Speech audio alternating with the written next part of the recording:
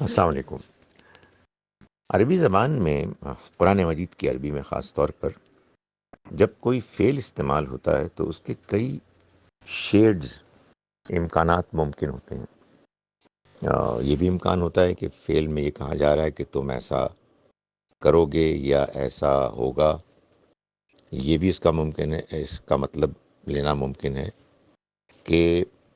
ایسا ہونے کا امکان ہے، ایسا ہو سکتا ہے، ایسا ہونے کی ضرورت ہے۔ یہاں جو کہا گیا ہے کہ اس دن انسانوں اور جنوں کے بارے میں،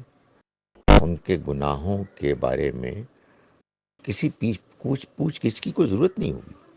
یعنی وہ